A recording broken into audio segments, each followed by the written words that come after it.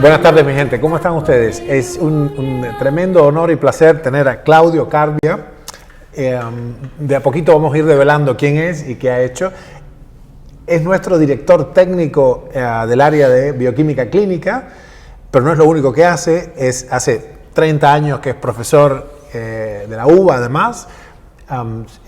El profesor Claudio se dedica especialmente a la hematología, una disciplina fascinante. Y está, bueno, en el departamento de bioquímica del Hospital de Clínicas, además. O sea, es una persona realmente muy sólida y un profesional de primera línea, que tenemos el honor de colaborar con él que nos ayuda en esta área emergente que es la terapia metabólica. Claudio, bienvenido a nuestro espacio. Es un honor tenerte acá, un gusto. Muchas gracias, Ernesto, por invitarme. Qué bueno. La verdad que para mí es un honor estar acá con Qué vos. bueno. Mira. Bueno, el honor es todo mío, la verdad. Y estamos, en principio, queriendo conversar para nuestra audiencia de un tema que me resulta especialmente fascinante.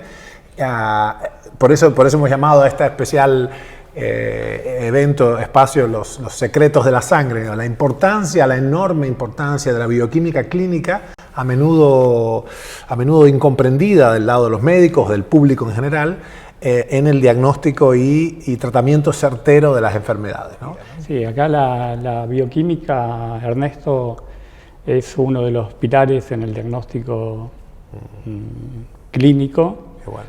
Nosotros en la medicina tenemos 3 pilares diagnósticos, que son la clínica, las imágenes y el laboratorio. Bien. Y siempre me resultó muy curioso saber qué pasaba con la sangre, con nuestra sangre, el secreto de la sangre nuestra, qué es que pasa ahí.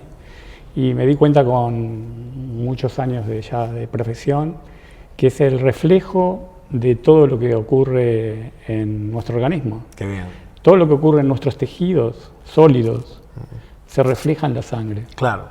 Que constantemente baña, ¿no? Y nosotros, cuando estudiamos la sangre, estudiamos o los elementos figurados de la sangre, lo que son las células de la sangre, los glóbulos rojos, los glóbulos blancos, las plaquetas, y después nosotros a la misma sangre la sometemos a una centrifugación, separamos un líquido de aspecto amarillo conocido como suero, y sobre ello hacemos cientos y cientos de determinaciones. Qué maravilla. De determinar cuánta glucemia tenemos, cuánto colesterol tenemos, de averiguar si un paciente está infectado por algún tipo de virus, un VIH, una hepatitis A, B, C, cómo están nuestras enzimas hepáticas, estudio conocido como hepatograma.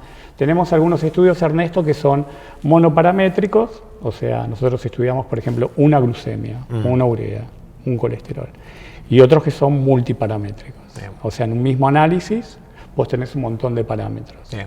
Por ejemplo, en un hemograma vos tenés glóbulos rojos, tenés hematocrito, tenés hemoglobina, nosotros estudiamos el tamaño del glóbulo rojo, el contenido de hemoglobina de los glóbulos rojos, estudiamos los glóbulos blancos y discriminamos cada uno de los elementos, los 5 tipos celulares de glóbulos blancos, los estudiamos con una fórmula que se llama fórmula leucocitaria diferencial, donde nosotros los estudiamos y a partir de ahí podemos descubrir muchas patologías, tanto cuando estudiamos los elementos figurados de la sangre, que esa es mi especialidad, a través del uso del microscopio.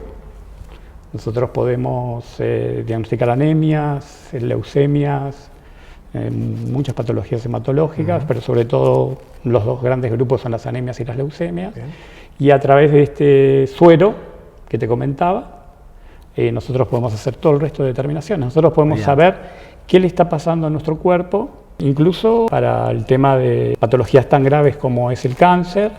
Nosotros tenemos posibilidad de medir marcadores bioquímicos, que siempre nosotros decimos que esos marcadores bioquímicos solos no son diagnósticos de la patología. Eso es importante para que la comunidad lo sepa, que un marcador solo no hace al diagnóstico de una patología, porque nosotros tenemos en bioquímica lo que se conoce como falsos negativos y falsos positivos.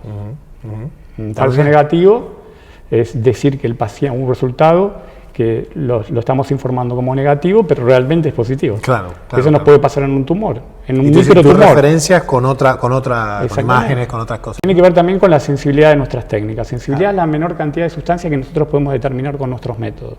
Si nuestro método no es muy sensible, nosotros, por ejemplo, podemos tener un marcador tumoral negativo y el paciente está padeciendo un tumor. Claro. También tenemos falsos positivos. El ejemplo típico del falso positivo es el PSA, el antígeno prostático específico. Es específico del órgano, pero no de la patología. Ahí hay una confusión también en la comunidad, porque se dice específico y se piensa que es específico del tumor. No, es específico de la próstata. Claro. Probablemente es por la traducción, porque en inglés es PSA, es prostate specific, es específico de la próstata, no de la patología.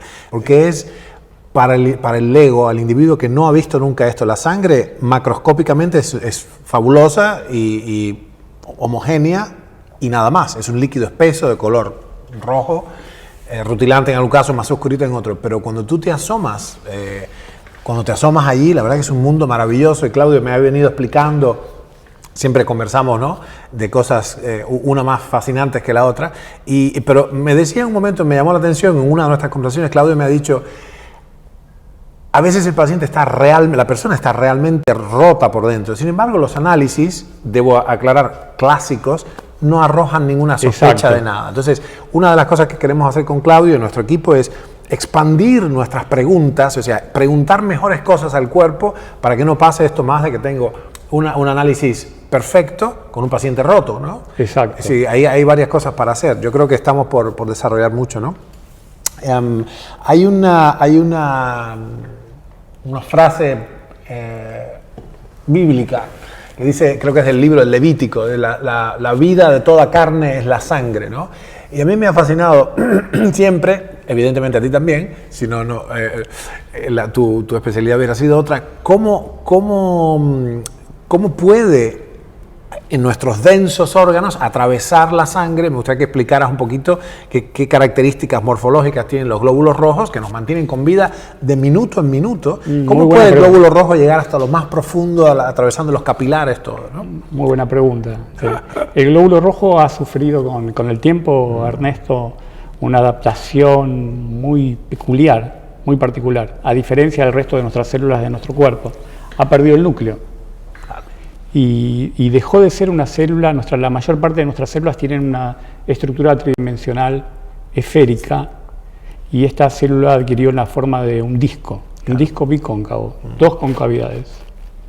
Es apenas nada. Nada, sin núcleo, sin mitocondrias, un disco bicóncavo que solo hace glucólisis, no tiene muchas, pero que tiene dos características. Ese disco bicóncavo le otorga una relación superficie-volumen a la célula que le permite realizar un intercambio gaseoso dióxido de carbono, oxígeno, tan eficaz que vos no lo podés encontrar en otras especies, solo la encontrás en los mamíferos.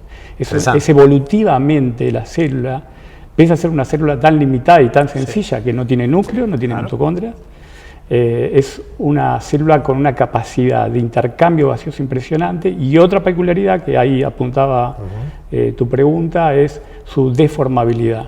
Tiene capacidad para deformarse al tener esa forma de disco bicóncavo y pasar por capilares más finos que un alfiler, deformarse y pasar a través y poder llegar a cumplir su función de oxigenación. O sea, es plástico, digamos, y no se rompe además. Bueno, estaba quizás la primera enfermedad molecular jamás descrita por Linus Pauling, es precisamente la anemia de las células falciformes, ¿no? Que pierde esta propiedad. Exacto. En las células falciformes vos tenés una mutación en la hemoglobina. Nosotros tenemos dos tipos de hemoglobina, hemoglobina A1 y hemoglobina A2. 98% nuestro es hemoglobina A1. La hemoglobina es una proteína de estructura cuaternaria, globular. Cuando esa proteína sufre algunas modificaciones en su estructura que puedan cambiar su solubilidad o su carga eléctrica, yo en el laboratorio las puedo distinguir con técnicas, por ejemplo, electroforéticas. Qué bien. De esa forma, por ejemplo, sobre lo que vos hablabas, es esa hemoglobina que se llama drepanocitosis o sickle cells. Ciclemia le decíamos en Cuba. Ciclemia. Hay un test que se llama test de Sickling. Sí. Perdón, la electroforesis, es demasiado complejo para explicarla ahora, pero después, por favor, las personas que... Vamos a poner un recurso para acceder a Claudio. Los que quieran saber más ya saben cómo escribirnos y nosotros les filtramos las preguntas a Claudio, así nos explican, porque es fascinante, pero excede un poquito el entorno. No, perdóname que te interrumpiera. Entonces... Esas sickle cells tienen dentro una hemoglobina mutada, cambiada. Hay un cambio en el DNA que va a informar para la formación de esa proteína.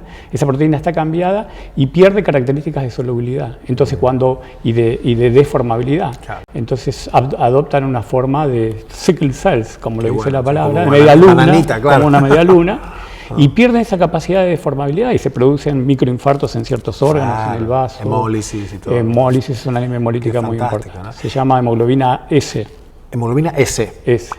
Óyeme, tú sabes que ahora me recordaste, ahora como ha venido al tema, vamos atrayendo, ¿no? Yo, mientras tú hablas, voy visualizando, se me generan cosas, ¿no? Y me acordé, compadre, de un viejo anhelo de Pauling, precisamente, que era fabricar sangre artificial, en particular, ¿no?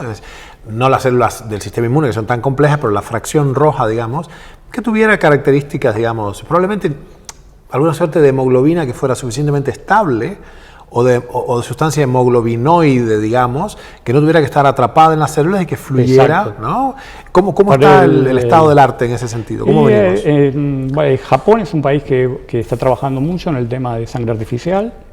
Nice. Lo que pasa es que formar una sustancia igual a la hemoglobina, con características igual a la hemoglobina, que es el que transporta lo que es el pigmento más importante, es el pigmento del glóbulo rojo, es la sustancia que transporta, no les está resultando un poco dificultoso. Bueno, toda esta idea apareció con el tema de las guerras, con todo el tema de las guerras y la posibilidad de poder acceder a la sangre de transfusiones in situ, de poder tener todo el tema de lo que tiene que ver con la conservación de la sangre. Nosotros, eso lo estudia todo el mundo de la especialidad conocida como hemoterapia o banco de sangre. Hay una escasez mundial de sangre. Sí, yo creo que eso va. Después quería preguntarte un segundito acerca de esta exquisita singularidad de los 4 grupos y todo esto para que la gente entienda, pero el cofundador de nuestro centro, Pedro García Oliver, es nieto del primer presidente de la asociación o federación, no sé cómo se llama, la Sociedad Argentina de Hemoterapia. En la época ya de la bocina de los automóviles a cranque. Genaro García Oliver, Genaro con J me parece.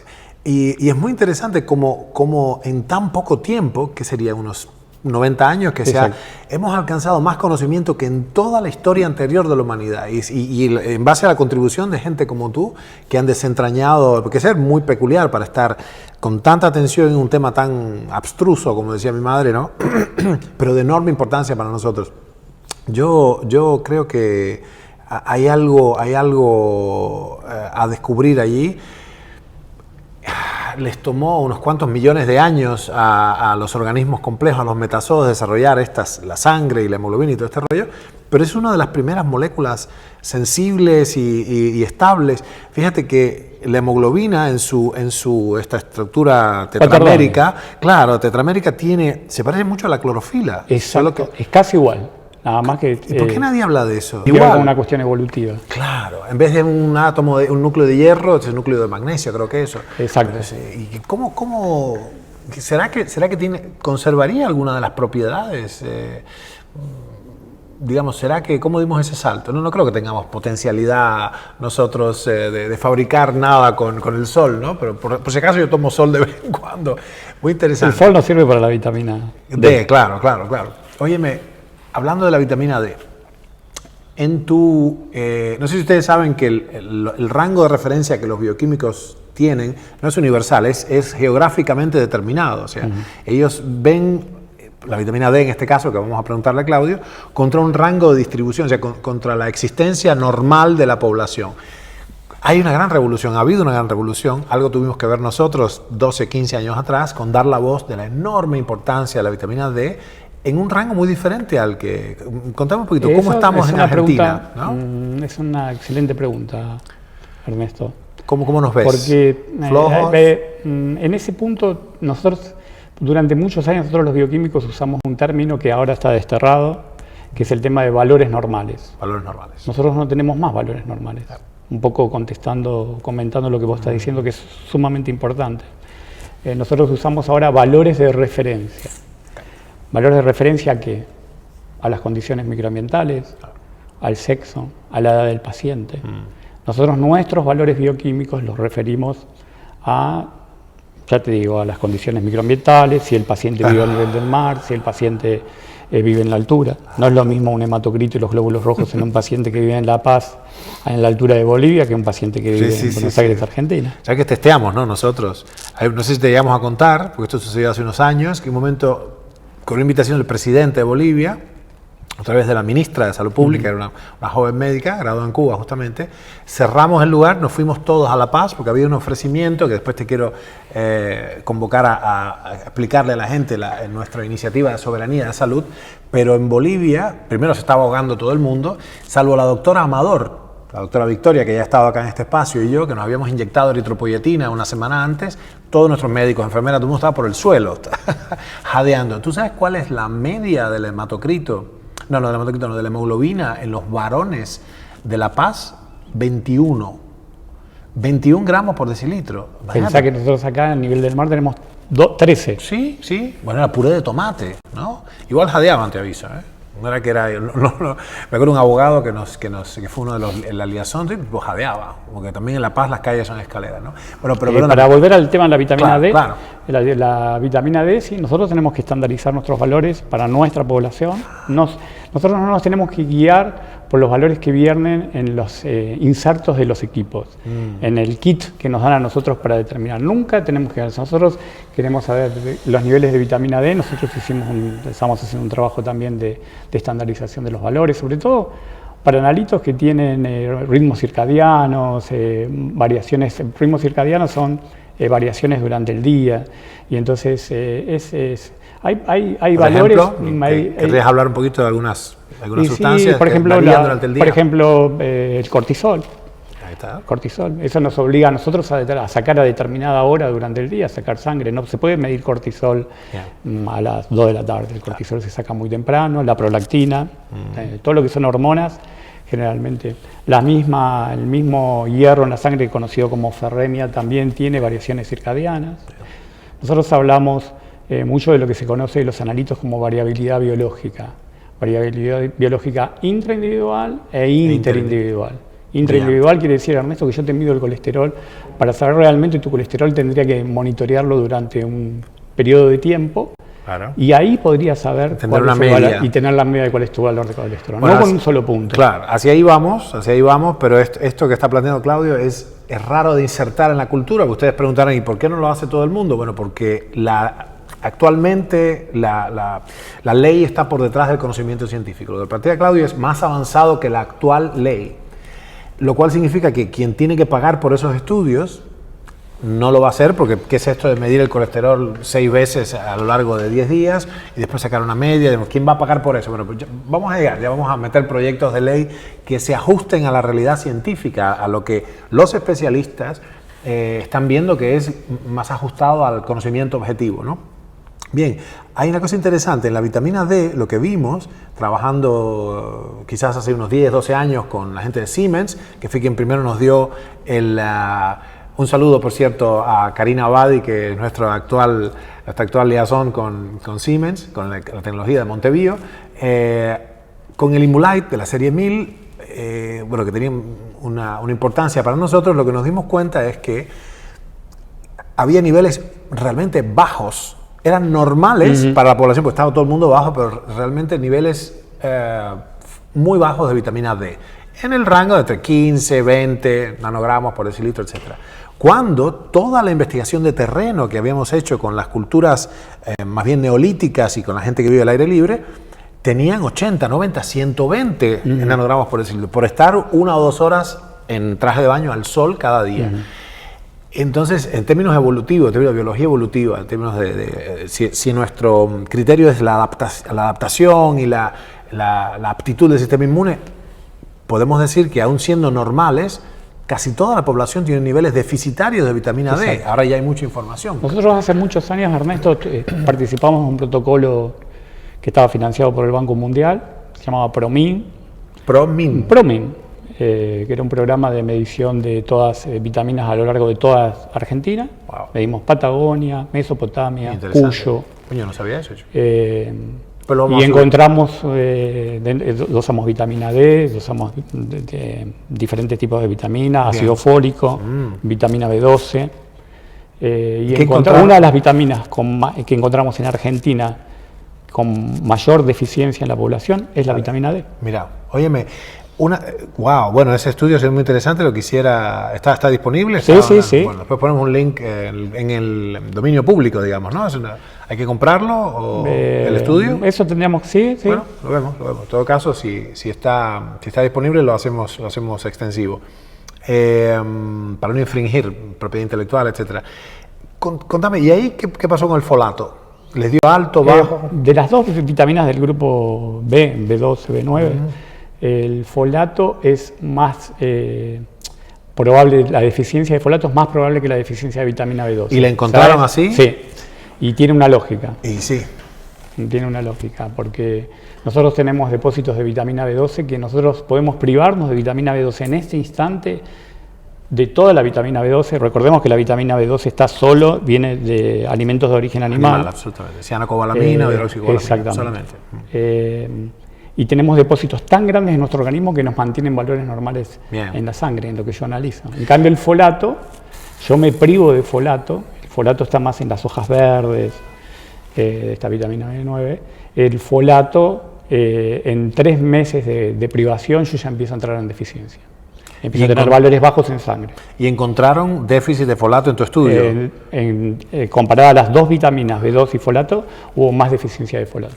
¿Tú sabes por qué te pregunto? Porque, por cierto, entre paréntesis, para que no quede así, lo que acabo de decir, Claudio, tiene una repercusión muy importante. Las personas que han elegido ser vegetarianos sepan que tienen un déficit de B12, simplemente porque la cobalamina, en cualquiera de sus formas, cianocobalamina, hidroxicobalamina, se llama así porque tiene un núcleo de cobalto en el medio. No la producen los tejidos de seres vegetales, solamente los animales. Así que si son vegetarianos estrictos, están en déficit, no tengan la menor duda, hay que hacer algo al respecto. Te preguntaba porque vimos, viniendo del mundo de la salud pública en Cuba, lo que vimos en enorme cantidad en Argentina, pero una enorme cantidad de malformaciones del tubo neural, anencefalia, espina bífida. También es un excelente comentario el que estás haciendo, Ernesto, porque cuando nosotros pensamos en fólico no tenemos que pensar nada más en anemia megaloblástica, ¿no? Tanto déficit de B12 como folato nos conduce a una anemia megaloblástica. Tenemos que pensar... la llamaban, ¿no? En la clínica, anemia perniciosa. La anemia perniciosa es una variedad que primero se llamó anemia perniciosa, pero en realidad es una variedad de la anemia megaloblástica por déficit de B12, porque ahí lo que falla es un factor en nuestro aparato digestivo que se llama factor intrínseco, porque la vitamina B12 solo se absorbe unida al factor intrínseco. Que haya anticuerpos antifactor intrínseco, que falte el factor intrínseco nos lleva a una anemia megaloblástica porque no podemos absorber la vitamina B12 porque no se forma el complejo. Claro. Eso nos ha pasado, ¿sabes? Que los pacienticos gastrectomizados, nadie tiene en cuenta eso. Entonces, alegremente le cortan, por razón obviamente oncológica, le cortan y no hay ningún... O sea, en el factor intrínseco de Castle no está. El órgano que lo produce, el complejo nunca se forma. Es muy importante. Claro, lo que nosotros sabes cómo hackeamos eso con un... se me ocurrió, viste, como... no tengo barreras. Se me ocurrió hacer con sublingual, con inositol, o sea, vitamina B12 con inositol, incluso a veces lo hemos hecho por vía nasal, o sea, como una especie de, como si fuera rapé, y se absorbe por la nariz. Hay una gente que no tiene otro remedio y lo hacemos así, ¿no? Excelente. Es un recurso, lo tenés que tener ahí. Es rico, el inositol sabe dulce, ¿no? Y bueno, es un recurso para esto, pero perdón. Lo que no te terminé de comentar es lo del folato, que nosotros nos focalizamos quizás en la anemia, pero ya desde hace muchos años también se ha estudiado muchísimo en el área de la obstetricia, en el tema de anencefalia, espina bífida, por déficit de folato en las primeras etapas de gestación, que es cuando se forma todo el tubo neural. Sí.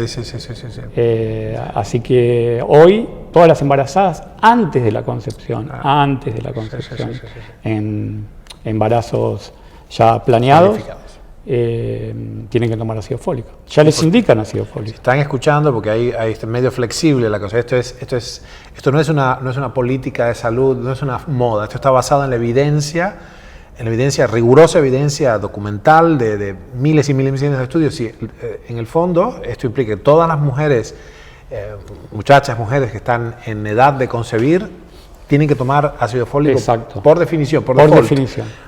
Aún, ¿no? Así, porque es crucial en los primeros días, ¿correcto? Exactamente. En los primeros días es cuando se forma lo que se llama cierre del tubo neural. Ahí está. ¿Me entiende? Para formar las estructuras nerviosas superiores. Bueno, gracias por eso. Porque está como... Se piensa en el folato y no. Igual hoy en vez de la formación. Hoy ya hay mucha más información. Por suerte, ¿no? Ahí está. Óyeme, bueno, es fascinante. ¿Cómo tú ves el futuro de la bioquímica? Habíamos hablado en todos lados, me parece, de la ley de Moore y del incremento de la capacidad de cómputo. Aquí tenemos algunos aparatos con cable para mostrarles, pero cuando tú empezaste tu carrera, los aparatos de mesada eran monstruosos, eran enormes. Y los laboratorios olían a cosas, ¿no? Olían a los mecheros, las cosas, había que machacar. Totalmente. No, empezamos con un trabajo más artesanal. Así empezamos. Nosotros queríamos hacer un hematocrito y teníamos que poner la sangre en unos tubos especiales, centrifugar un montón de tiempo. Hoy pensá que con un equipo automatizado lo tenés en menos de un minuto, un hematocrito. Teníamos que contar los glóbulos blancos en unas cámaras llamadas cámaras de Neubauer, que eran unas cámaras que había que hacer una dilución de la muestra. Y te estoy hablando de... Los 80. Años 80, y te estoy hablando de 300 pacientes por día. Cargar la cámara, cargar los capilares.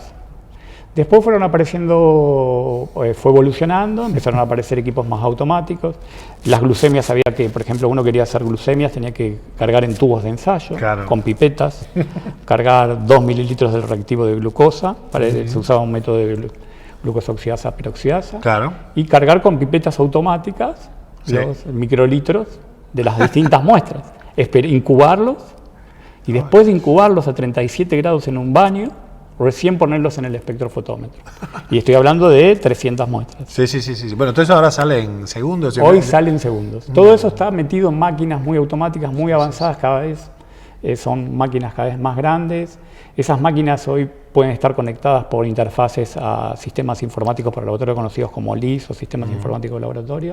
A partir de ahí uno poder hacer un mejor seguimiento del paciente. Eso es, yo creo que una de las cosas más importantes en la bioquímica es el seguimiento de los pacientes. Nosotros tenemos un factor que se llama delta check, que nos avisa en la computadora, ojo, que este paciente venía con una glucemia con determinado valor y de golpe saltó de tener 100 a tener 180, 190, entonces la máquina ya nos está informando. Para que tengan una idea de lo que acaba de decir Claudio, una generación accesoria de esto, que no son los enormes aparatos que tú usabas, es esto, es un lector de microplacas, etc.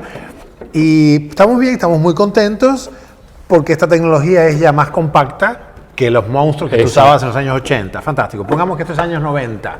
Bueno, les cuento que ahora tenemos entonces una segunda generación o tercera generación que usamos, bueno, con Claudio esto lo usan ya la gente en sala directamente.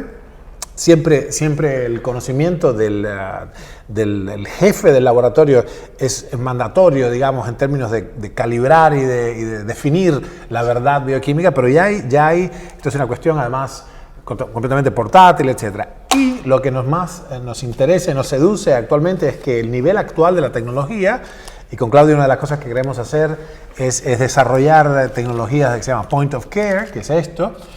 Pero la nueva, vamos a decir, el nuevo paradigma que vamos es que esto es, permítame mostrarle un segundo, esto es ridículamente portátil, o sea, va a ser de pronto entonces la ciencia del bioquímico clínico va a ser interpretar esta data, que ahora es tan sencillo como esta pequeña tira que se inserta casi en la piel incluso. Hemos usado, como ustedes saben, en el Ártico para nuestra investigación, hemos usado el Dexcom, que es apenas un pequeño aparato que se inyecta con toda naturalidad en la piel. Yo voy a gastar uno, perdónenme. Mírenlo bien porque es caro hacer esto. Y esto se inyecta como simplemente esa agujita, no sé si se entiende, y simplemente se desconecta y queda ya embebido, este sensor embebido en la piel de la persona. A lo que voy es con esto. Nosotros tenemos con nuestros compañeros, Claudio justamente en su área, el área que él dirige en nuestro centro, tenemos una ambición que es la ambición de alguna manera universalizar la salud. No el tratamiento de la enfermedad, sino la salud, en términos de prevención y todo esto. Nuestra iniciativa de soberanía de salud, el derecho inalienable de los pueblos a gestionar su salud desde el lado de estas nuevas tecnologías emergentes, de los fármacos huérfanos, la descentralización de la atención primaria, pienso yo que va a tener el rol en esta cruzada hacia una soberanía de la salud universal, creo que va a tener la bioquímica un rol fundamental ahí. ¿Cuál tú dirías, te quería preguntar en tu ya experiencia de, en realidad, más de 3 décadas, cómo tú ves el futuro de la bioquímica clínica, que es poco comprendida por los médicos también, para empezar? Le veo un futuro muy, Ernesto, promisorio, un futuro donde la posibilidad de medir en la cercanía del paciente con estas técnicas de point of care, claro. Poder medir directamente en el paciente con precisión, con exactitud, resultados va a resolver muchísimo. La posibilidad de incorporar un chip que nos monitoree los analitos de la sangre. Vamos hacia el compactamiento, hacer tecnología más compacta para obtener resultados más rápidos, más precisos, más exactos. Sobre todo en bioquímica se necesita tener resultados exactos. Bien. O sea, precisos, exactitud es cuanto más se acerca al dato real. Claro, claro. Precisos, que sean reproducibles, que yo pueda reproducir ese dato. Ahora fíjate. Y discúlpame, y que haya tiempos razonables en la entrega de esos resultados, claro. Porque hoy los centros médicos necesitan los resultados, los médicos necesitan los resultados claramente, lo más rápido posible. Bueno, una de tus obsesiones, quiero comunicar, es la fortaleza de la información. Tú estás constantemente haciendo lecturas colaterales para validar la información. Yo creo que hay un problema, un problema serio. No solo los médicos no comprenden a cabalidad la bioquímica clínica, sé que tú llevas mucho tiempo enseñando médicos, sino que los actores políticos, o sea, los tipos que firman las leyes y que firman políticas de salud y destinan recursos, no tienen preparación científica. Un problema serio que aboca a la humanidad es que la gente que está en posiciones de poder gestionar un cambio social, no comprenden nada de ciencia, nada. Importantísimo lo que estás diciendo. Y entonces la bioquímica es un tesoro, es un verdadero tesoro, tu especialidad, que nadie comprende, nadie entiende, no tienen cómo usar, ¿no? Yo creo que una de las cosas que queremos con Claudio y los demás compañeros es, como decía, universalizar, democratizar este conocimiento.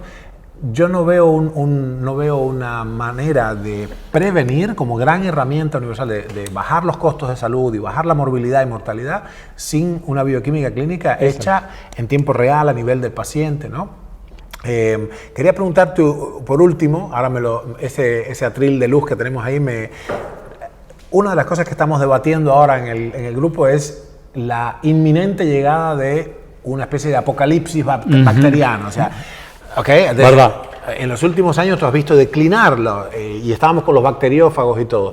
¿Cuál es tu toma con eso? ¿Qué camino sugieres tomar de inmediato para mejorar atrasar la llegada de la superbacteria y mejorar, ¿no? Algunas cosas importantes que no son por análisis bioquímicos míos es no usar indiscriminadamente antibióticos. Claro, la primera cosa. Las bacterias aplican la misma teoría de selección que nos enseñó Darwin. Bien.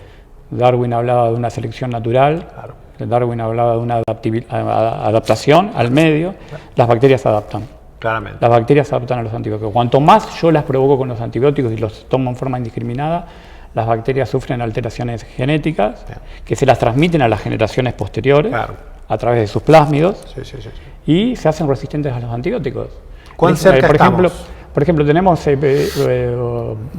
vos pensar, Ernesto, que, por ejemplo, muchos de los tratamientos que antes se hacían con amoxicilina, hoy se hacen con amoxicilina más ácido clavulánico. Claro. Y el clavulánico no es un antibiótico, el clavulánico es un inhibidor de de lactamasa, ¿no? De beta-lactamasa. Claro. O sea que afloja un poco las membranas, o sea, combinatorias. Exactamente, porque el microorganismo produce una lactamasa, ¿sí? Que degradaría el antibiótico. Entonces yo agrego en el preparado este ácido clavulánico que inhibe a las lactamasas para que el antibiótico pueda actuar, cuando antes usaba solo el antibiótico. Absolutamente. Yo me acuerdo en los años 80, que yo era recluta o sea, una parte que hice de mi formación fue en el Ejército Occidental, era la brigada sanitaria del Ejército Occidental, y yo inyectaba, era muy común que se infectaran ahí en el trópico, ¿no? Pero había uretritis inespecífica, no exactamente blenorragia y cosas, pero había mucho. Y se curaban con un shot de penicilina, que era una cosa así, y yo me cansé de inyectar reclutas, y era un tratamiento único, años 80, y ahora eso de ninguna manera se va con una sola inyección o dos. Es decir, que ha declinado severamente la eficacia de los antibióticos, ¿no? Y a futuro, un futuro promisorio lo tienen los bacteriófagos. Bacteriófagos, perfecto. Bueno, ¿cómo estamos en eso en Argentina? Yo estoy dispuesto a abrir una disciplina. No hay mucho desarrollo. ¿Y te animás a que lo desarrollemos juntos? Sí, totalmente. Con los bacteriófagos podemos trabajar un poco con el tema de estas superbacterias, de estas bacterias resistentes, trabajar un poquito porque ya la industria farmacéutica cada vez, por eso están los antibióticos de primera generación, antibióticos de segunda generación, antibióticos de tercera generación. Eso tiene que ver con la resistencia de las bacterias. Claro. Yo estuve mirando un poquito accesoriamente la data y ha declinado también mucho la aprobación de nuevos antibióticos, así que no hay nada nuevo bajo el sol. Para que la FDA apruebe un nuevo antibiótico, dé una patente nueva, no hay nada nuevo. O sea, verdaderamente nos estamos quedando sin armas antibióticas. Por eso queremos con Claudio desarrollar no solo los bacteriófagos, que son tan específicos, son virus que matan selectivamente a las bacterias, para los cuales las bacterias no tienen una solución adaptativa, sino además combinarlos dentro de la estrategia nuestra, con grandes dosis endovenosas de ciertas sustancias, lipoico, vitamina C, etcétera, que ya se sabe que tiene nosotros hemos visto acá, Klebsiella, te contaba, o Shigella, cosas que directamente no tenían ninguna sensibilidad a los antibióticos conocidos, personas internadas, casos concretos, tenemos historias clínicas, y con megadosis endovenosas de estas sustancias pudieron salir, salvaron su vida de eso. O sea que probablemente hay que combinar estas estrategias inmunoestimulantes y con los bacteriófagos y otras cosas, y también con los antibióticos que aún muestren un poco es un mundo fascinante. Brillante. Bueno, nos tenemos que arremangar a lo que viene, ¿no? Hay seguramente preguntas por allí y bueno, estamos contentos de hacerlas. Ok, la pregunta dice, cuando se toma vitamina D en dosis altas, ¿hay que tener un cuidado con el calcio? Sí, hay que tener un cuidado con el calcio. La vitamina D, hoy ya se sabe que se une a un receptor que produce una inmunomodulación. No solo es para el metabolismo del hueso, del calcio, del fósforo. La vitamina D hoy se está usando en altas dosis, hasta 100.000 unidades por día, para el tratamiento, por ejemplo, de enfermedades autoinmunes. Hay muchísimos trabajos publicados en ese tema y a los pacientes se le han sacado el tema se le ha sacado los corticoides, se le ha sacado la hidroxicloroquina y se están tratando con altas dosis de vitamina D. El caso del lupus, por ejemplo. La pregunta bien apuntada, la pregunta que hacen es porque como es una vitamina del grupo de las vitaminas liposolubles, siempre la preocupación es la sobredosis, la sobrecarga, la hipervitaminosis. De cualquier modo, ya en la bibliografía del libro de farmacología de Goodman y Shillman, ya hay muchísimos trabajos que se puede trabajar con, siempre teniendo en cuenta una dieta especial, cuidando el tema del calcio. Claramente. Nuestra experiencia acá, si sirve de algo, para agregar un poquito a lo que decía Claudio, nuestra experiencia con pacientes oncológicos específicos, nuestros médicos acá administran dosis importantes, cercanas a las 20.000 unidades diarias durante mucho tiempo, y los niveles en los pacientes superan ampliamente los 150 nanogramos por decilitro, y eso se puede hacer 2-3 meses. Todos los casos hay que verlos, por eso, y solamente bajo estricta supervisión de expertos, no de escritores como yo, sino de expertos en la materia que tienen que, de caso en caso, de persona en persona, regir el tratamiento, ¿no? O sea, no lo hagan en casa, siempre busquen un profesional capacitado, ¿no? ¿Qué más? Claro, la pregunta dice, lo repito ahora, ¿por qué tienen cantidades tan bajas, ya que hay tanta evidencia, ¿no? de que funcionan en altas dosis, ¿por qué las formulaciones comerciales son tan ridículamente bajas? Y bueno, ¿qué se puede hacer sin gastar una fortuna, ¿no? ¿Cómo se puede obtener cantidades óptimas sin gastar un dineral? Decía la pregunta. Claro, siempre se pensó que erradamente que con las vitaminas solamente de los alimentos ya estábamos cubiertos. Sí.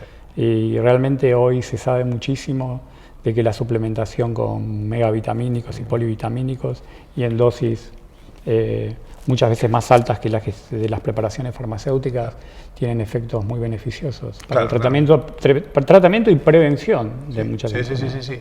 Ahí es muy probable que en términos de producción, cuando la gente que produce estos polivitamínicos, cuando pone una dosis demasiado grande, cambia la regulación y pasa de ser suplemento dietario a ser fármaco, con lo cual requiere otra calificación, en lo que sería SENASA o la ANMAT acá. Yo creo, Ernesto, que siempre que uno va a tomar un polivitamínico, incluso para otras medicaciones, la manipulación, las preparaciones magistrales, yo que en mi universidad es de farmacia y bioquímica, la mejor son las preparaciones magistrales. Claro. O sea, entiendo lo que dice, tailoreadas específicamente para esa persona y hechas ad hoc. Exactamente. Sin excipientes, sin todo esto. Sí, la potencia es fundamental.